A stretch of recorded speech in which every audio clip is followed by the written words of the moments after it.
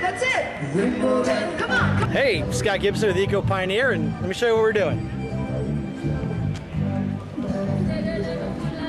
This is the first time the Alpha tent's really been out and been up. Its ambition is to have a mobile structure that can house and support both wind and solar power.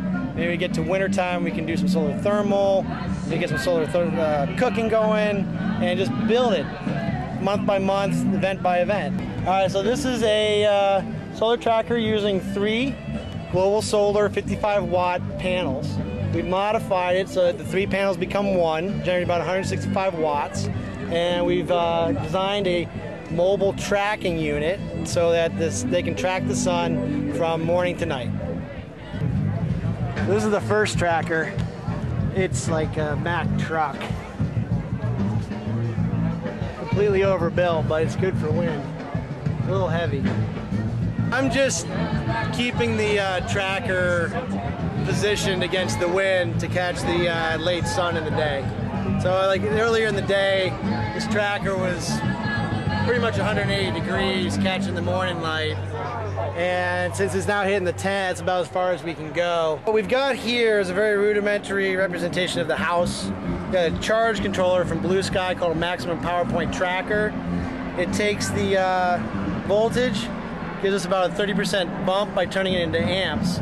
So the unused voltage in the 12-volt system comes out on the tail end with extra power. This is what we have here is our bicycle ambassador. We use it at events. It goes out, meets and greets people, kind of gives them a very quick introduction to solar power, how to generate it, how to store it, how to use it.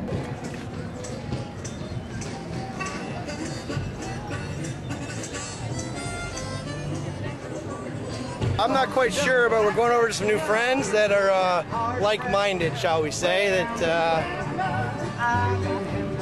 they need some solar. They got some batteries, they got some film, and they're doing something underwater about water quality down in good old Harbor, Manhattan. Oh yeah, no, you can, walk on it if you want. Not really. So this is the solar panel, right? Yeah, it's 25 watts. Oh, okay. Wait. We've got a little power system back here that's giving us DC and AC current. Okay.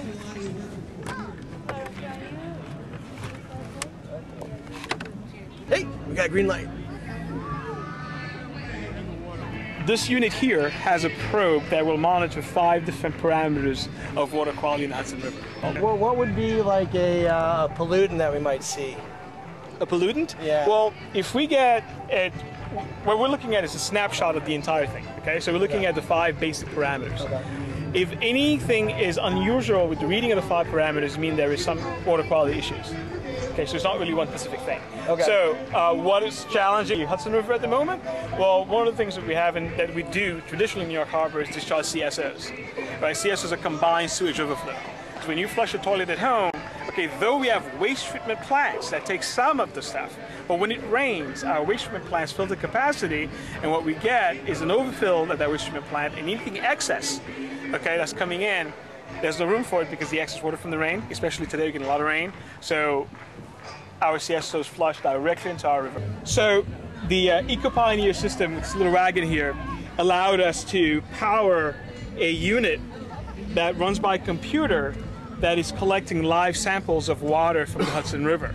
So we had 2 divers in the water, 2 gentlemen sitting by me here, they're part of the urban divers team, and we went down into the water, and another component of this was not only seeing what's underwater, but also registering what the water quality during this time period. It's giving live data how the water quality works. So the system itself really worked wonderfully. And he was able to power this for the entire session. I think our session actually went a bit over. I guess we did about maybe 45 minutes to an hour session today, so it was actually quite spot. Yeah. Got his own power supply? This whole Solar thing, power!